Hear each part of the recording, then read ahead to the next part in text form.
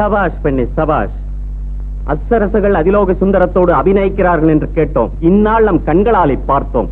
போகுவா அனார்கலி, நம் சமூகத்திற்கு வா.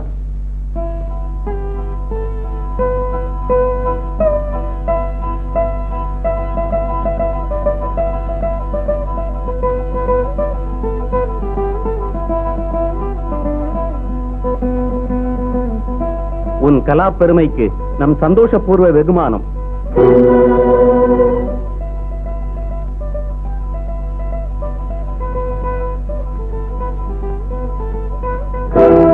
அனார்கலி, இன்றையிலிருந்து உன்னை நம் ஆஸ்தான நர்த்தகியாக நியமிக்கிறோம்.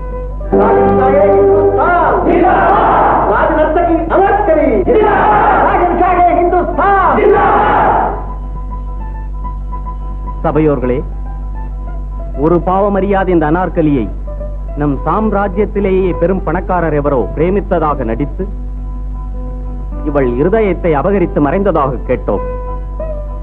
அவர் இந்த தர்பாரில் இருந்தால் நிர்பயத்தோடு நம் சமூகத்திற்கு வந்து இவளை மணந்து கொள்ளும்படி கோருகிறோம்.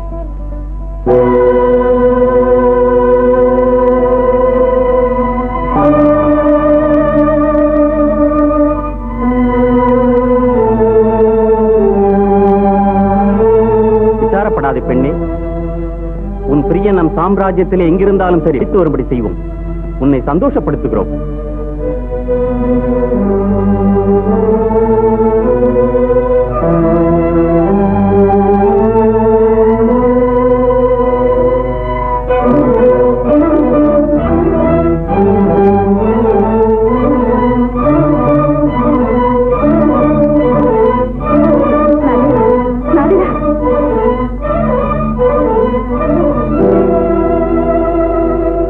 நாதிரா, நாதிரா, கொஞ்ச நேரமும் கலகலவென்று இருந்தாய். இதற்குள் என்ன நடந்ததம்மா? எதற்கம்மா நீ குமரி அழுகிறாய்? அம்மா, அம்மா, இது என்னம்மா கண்ணி? உன் நாட்டிய கலா புகழுக்கு இந்துஸ்தானம் எல்லாம் சந்தோஷப்பட்டார், நீயோ கண்ணீர் விடுகிறாய் அம்மா. அதுதானம்மா, உலகத்துக்கு ஒளி அளித்திடும் தீபத்திற்கு இருள்தான் கதியாகும். என் ஜீவிதம் கண்ணீராக போனதே அம்மா. அது என்ன வார்த்தை கண்ணே?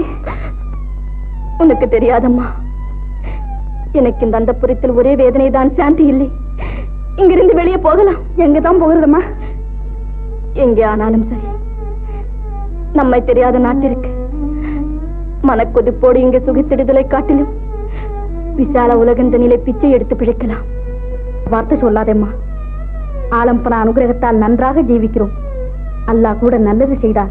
உன் பிரியன் உன்னை வேண்டிக் கொண்டு வருவான்.